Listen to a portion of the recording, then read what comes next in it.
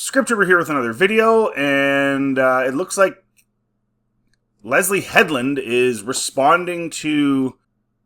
Okay, so queer creator of gayest Star Wars series claps back at haters who claim it's woke propaganda with lesbian space witches. Okay, so we remember the interview, where the guy says, "Is this the gayest Star Wars ever?" And she's like, "Ah ha ha ha ha, yeah, ha ha ha ha." So I mean, I don't know. Like, let's watch that. Actually, let's hear exactly what she says. So let's find that.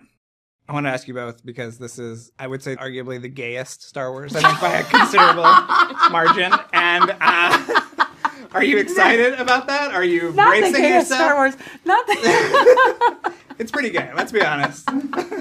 Putting this, this is going to be a talking point. Is it going to be a talking point? I'm sure so. Because nerds are gay. Was this the fun element of... No, I don't think so. And yet people have told me that it's the gayest Star Wars, and I frankly... You're offended? Into it. No. Okay, so contextually, I think it's important to acknowledge that she isn't seeing it that way, but that's just a lack of self-awareness, because it is, right? Like, it's not the gayest thing ever, but it's definitely the most gay Star Wars. I mean, you literally have a lesbian couple that has 2 kids, so that's not something we've ever seen in Star Wars before. But this speaks to, so she's saying she doesn't see it that way. And I did a video about, my last video about Disney and the leaked footage from the one VP guy saying that it is an agenda. And I was speaking on the fact that, there's nothing wrong with having like a gay writer or whatever, but are the odds decreased that a gay writer is going to be able to write a story that appeals to straight people, which is your core audience is straight families. And I made the argument that, yes, of course a gay person could write something that relates to straight people, but the odds of that, I think, decrease if they're gay as opposed to a straight person, right? Because they can relate. A straight guy with a family would relate more to another straight guy with a family than, say, a lesbian would. And so here you have Leslie Headland saying this isn't something she really even thought of, that this was a big deal, but that's because... to her, it's not a big deal. So that actually, this sort of speaks to my premise in that video that, yeah, you're hurting your brand because you're focusing so much on that. And the vast majority of the people that are going to buy your products are families. So you have to be able to relate to families. That's the whole Disney thing, has been for over 100 years, right? If you can't relate to families, you're not going to make as much money because there just aren't enough homosexuals out there to buy all your products and keep your company as big as it is. There aren't enough of them. So anyway, that speaks to that. And are you telling me with a straight face that C-3PO is straight? They're a couple. That's what I think. But this is more outward. I think it's canon that R2-D2 is a lesbian. Oh, interesting. Yeah. Well, and then she tries to be funny by saying R2-D2 is a lesbian. And anyway, he's right. He's called a he in the movies. And yes, it was always a running joke that C-3PO could be gay, but at the same time, he's a robot, so he's nothing. He just acts like the stereotypical, at the time, gay man, right? Sort of effeminate and stuff. So that, again, he's a robot, so he's not. But anyway, she's trying to be funny. So again, she's just not aware of how overt this is, I guess. And that's, again, speaks to what I was saying in my previous video, and how it's actually bad for business. The creator... She's pushing back against those who say that her show is woke propaganda featuring lesbian space witches, slamming the criticism as reductive. She says the first openly queer person to... Leslie Headland, the quote, first openly queer person to create a major Star... Why did they quote that? Star Wars project, as the Hollywood Reporter described her. Okay. Spoke to the outlet this week about the backlash the show has gotten for its progressive themes, telling the outlet that she never intended to make a show with an overt political agenda, even if it contains some LGBTQ messaging.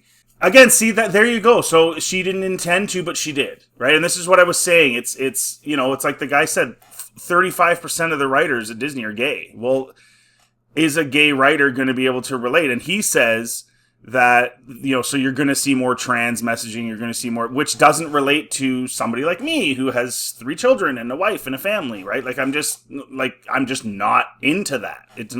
I'm not against those people, but I don't personally want to watch stuff like that. So again, I think this speaks to what I'm saying. Like they're gonna naturally do that without trying to. Just like I would naturally write a story that's more traditional family oriented because I'm in a traditional family, right? Like it's not even necessarily anyone's fault per se. But in that video, I also go through and there is a MO from the top. So it actually does go deeper than that. I'm not saying that does with Leslie necessarily, but it does go deeper than that. I don't believe that I've created queer with a capital Q content, Headland told the entertainment outlet. They did put the pronoun in there with the mole guy. Whatever. Is it capital Q queer? I mean, boy, like... I mean, it kind of is, I guess. I don't know. You guys let me know in the comments section. Star Wars Acolyte has proven to be one of the most divisive entries in Star Wars franchise since it debuted earlier this month. Despite being a hit with critics, it currently features an 85% Rotten Tomatoes rating among professional movie reviewers. It has a 14% audience score, the lowest rating in that category among all Star Wars content. The Disney-owned film franchise has been criticized by fans in recent years who claim the company has embraced woke storylines and characters, with fans slamming the Acolyte as the most progressive one yet.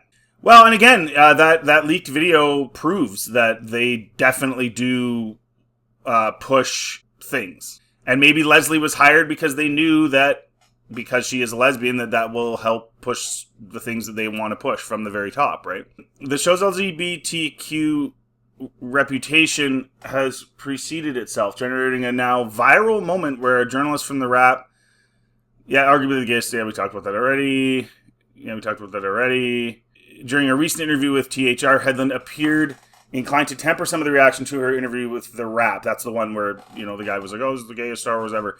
I was surprised by the question. Amanda and I just burst out laughing because that's our knee-jerk reaction to being asked that. But to be honest, I don't know what the term gay means in that sense. I don't believe that I've created queer with a capital Q content. It doesn't really matter, though, whether you believe that. Whether you're aware of what your audience is going to see or not, your audience is still going to see what you're going to see. And this is where there's this whole new thing where it's like, oh, the creator made it, so that's just, he can do what he wants, and it doesn't matter, and it's good anyway. And it's like, no. Like, when you're making something to sell, and you're making something for other people to see, then their opinion does actually matter. Because you're making it for them.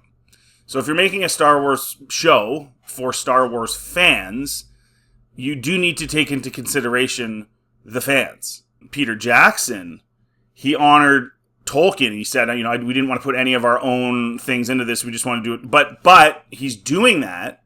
He's making that movie. Yes, it's what Tolkien would have wanted, but it's also what the fans would have wanted because The Lord of the Rings is one of the highest selling books in the history of the world.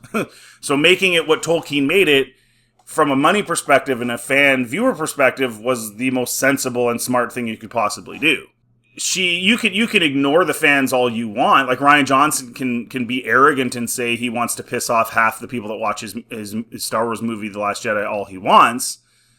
But at the end of the day, that's going to impact your bottom line. And it did. And the toy sales for The Last Jedi were abysmal to the point where Hasbro didn't even do a full-blown toy line for The Rise of Skywalker. They did a couple Black Series things and a couple things, but they did not do a toy line like that Star Wars had done traditionally for 8 movies, because The Last Jedi did so poorly. So you can say what you want, but the fans do matter. And Headland was also weighed in on a controversial storyline in the episode 3 of The Acolyte, which seemed to confirm critics' worst fears about overt LGBTQ propaganda being part of the show. The narrative in question implied that 2 powerful witches belonging to an all-female society used force magic to generate their female offspring, the twin main characters of the show played by Stenberg. In social media circles, disgruntled fans started mocking the series for having made lesbian space witches. Well, I mean, that's what they are, right? I mean, you can't... Whether they're mocking it, I mean, the reality of it is that's what it is. Like, you can't deny that's what it is. And it's also, and I said this in my review of episode 3, it's just crappy writing and dumb, because you have all these witches, they're all middle-aged and older. If they had the ability to make children in the Force, first of all, that breaks lore because, Anakin was special because he was sort of made by the Force. It's weird that all of a sudden there's these random witches in the middle of nowhere that somehow know how to do that, and some of the most powerful Force users ever in the narrative couldn't even come close. So it's just dumb. And then on top of that, like I said, there's all these middle-aged and up witches, why are you making kids for? Like, why would, and if you could make kids, why would you only make 2? Like, if the whole idea was, well, we want to continue our coven into the future. Well, you made 2. Why haven't you been making more? Why aren't there, like, teenage ones and 20-year-olds? And it's all, like, literally, it's all middle-aged and up women, and then they bring in these 2 kids into the world. It's just kind of weird, man. Like, it's weird. So again, it's not even it's not the propaganda part of it. It's if that's what it is, and maybe that is what it is. It's just shitty writing. It's just crappy writing. Like, I don't know. It's just dumb, and it doesn't fit with the lore of Star Wars. Headland slammed that reading of the episode, telling the outlet they're in a matriarchal society. As a gay woman, I knew it would read that their sexuality is queer, but there's also there also aren't any men in their community, so a closeness between the 2 of them would be natural. It seemed plot driven. Well, again, you had them have a kid and stuff, and they're caressing. Sorry, but that's what it is. Like, you can't. And again, this goes back to what I was saying earlier in the video. Maybe you weren't that aware of how overt it was, but I mean, it's pretty obvious. And again, this goes back to what I was saying. If it's harder for a LGBTQ writer to write something that's going to connect with regular traditional people, like, it doesn't mean they can't. I'm sure they can, some of them, but the odds of it are lower. And in her case, it's very obvious, right? She did in fact write that, and it is pretty overt. I would say it's really reductive to call them lesbians. I think it means you're not really paying attention to the story. Well, they're a couple. They're female. I don't really know what else you would call them. Is she saying, like, it's too much focus on that? You're reducing them to just that? Well, no, they're witches. They're being acknowledged as witches. That's what they are. But they are, in fact, a lesbian couple, so I don't understand. They marketed the show for, like, a year. Every interview she did, and others, too, the main lead witch actress there as well. Everything they talked about was diversity. Everything's diversity and LGBTQ representation and no. That's how they marketed the show. And then now you're mad that people are talking about the fact that you did that in the show. Like, they don't make any sense. If you didn't want people to talk about that, first of all, why did you put it in the show? And second of all, why did you market it for like a year that was the main focus of your show? Of course people are going to talk about that. That's all you talked about. What do you expect them to do? You're being reductive of what the fans are clearly seeing you say and do and put in a show. Like, it's just... I just think these people... I don't even care about whatever they think and believe and whatever. I think they're kind of dumb. I'm sorry, Leslie. Like, I feel like you're just not a smart person. Maybe I'm wrong, but... based on the way you marketed it, and now you're getting all mad, and you put all that stuff in the show, it's like, if you didn't want that, why did you do that, and why did you say all those things? So it just feels like you're either a hypocrite, or being hypocritical, or just you're not a very intelligent person. I don't know how else to look at it. If you can inform me, then feel free to do so. I'm proud of being a gay woman who's accomplished this feat. You didn't accomplish anything. You were chosen. You, in fact... it blows my mind that they put Harvey Weinstein's assistant after all the Me Too stuff and all the forces female and, we're representing women, and then you pick the person that was Harvey Weinstein's assistant. She had to have known what was going on, guys. Like, come on. If my content is called queer, I don't want to disown whatever queerness is in the show. I would be proud to create something that inspired queer people. I don't see why it would inspire them. Why would it inspire them? I don't see that at all. And I don't see you as being chosen to do the show as really an inspiration for them either. I think most queer people are like everybody else, right? Just make a good show. We're inspired by good writing. We're inspired by good shows as a whole, human beings. I don't think they're inspired by, she got a show, so that means I could. No, you couldn't. Because you weren't Harvey Weinstein's assistant. You weren't in with all these people. No, you couldn't. And if you were a white guy, you certainly couldn't, even if you were gay.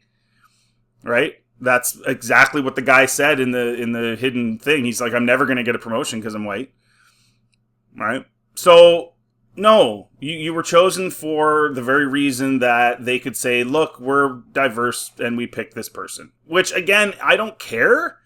who makes the show, just as long as it doesn't suck. That's the main thing. It just can't suck. And the show is poorly written and not very good. And it also looks cheap for $180 million. It's mind-blowing. The creator also slammed fans who spin the show's LGBTQ themes as a negative thing, stating, honestly, I feel sad that people would think that if something were gay, that would be bad. It makes me feel sad that a bunch of people on the internet would somehow dismantle what I consider to be the most important piece of art I've ever made. Well, if it is the most important, you didn't make use of the $180 million. You killed off the Wookiee before we even saw him fight for the sake of a 15-minute walk around a forest with some gopher. Like, and the thing is, here's the bottom line for me anyway. If you had just had the witches just be the way they were in the show, take away the corny, like, chant and stuff, but if they were just, like, you know, whatever, they were just these witches living in this thing, and you didn't have them have kids through the Force, I don't think a lot of people would care that much, Leslie. I think that's the thing for Star Wars fans that really hammered them. Really. Because it's not believable. It breaks lore. It diminishes Anakin to a lot of people. It doesn't to me because I don't consider this canon, but it does to a lot of people. So that was the big mistake you made. Everything else about it was corny to me. I don't care about whether they're whatever they are. Like, it doesn't matter to me. But you didn't have to have them be able to impregnate through the Force. You didn't have to do that. That was you crossed the line for the fans of Star Wars and the lore, and that's the main issue. And so you're focusing on these people that are freaking out about the lesbian space witch stuff, which most of the people on Twitter and stuff are just trying to be funny. But the main thing that you really botched was that. You know, that lore-breaking thing, that really ticked people off. And you haven't addressed that. You haven't addressed the lore-breaking. You're just focusing, again, because this seems to be all you guys focused on, is this stuff, is the gay stuff, the addressing these interviews and addressing, you know, the sexuality of the characters. You haven't said one thing in defense of them being able to use the Force in that way. I haven't seen a single interview. And that's because this seems to be all you guys are focused on, and that's all you talked about in the year lead up to the show. So again, if you're going to talk about it all day, and you're still talking about it, that's all you ever talk about, you don't talk about the lore, you don't talk about the story, that's what other people are going to talk about. So you're just burying yourself. It's bizarre to me that they don't see this, and again, it speaks to me thinking they might not be very smart people, because how could you do that? So, anyways, guys, let me know in the comment section what you think. Yeah, if you do like this content, please like, subscribe, always helps the channel. And check out anything else on my channel, and have yourselves a really good day.